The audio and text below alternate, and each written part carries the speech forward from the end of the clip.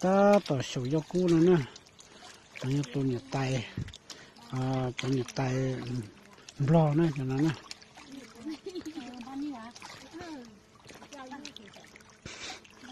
สมมติว่าถุงนึงฮันมาเอ็นนี่ได้อะไรได้เงินกี่ประมาณเท่าใดเนาะได้เท่าใดเนาะเป็นเท่านึง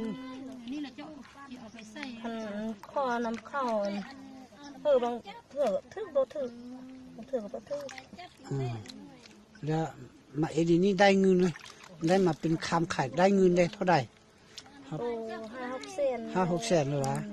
อ๋อก็ได้ดีเนาะไปอีกหล่อเราโอ้ก็โตเลยจีโตสั่งเที่ยวนะแล้ว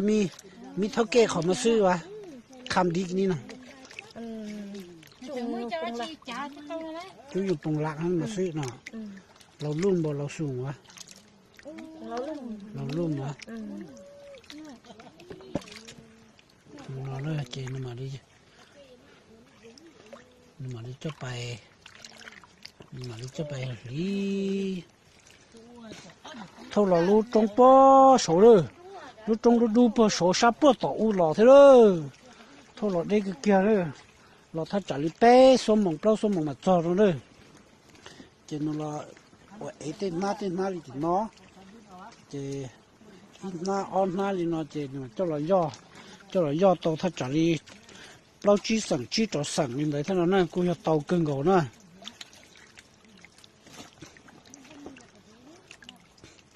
ถ้าเราแปะกันตึกเอาไปหนักแปะ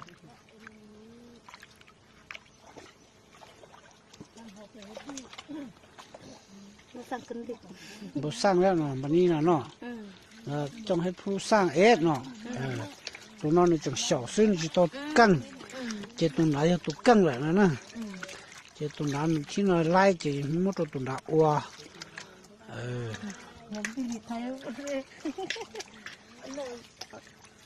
ไปหนัก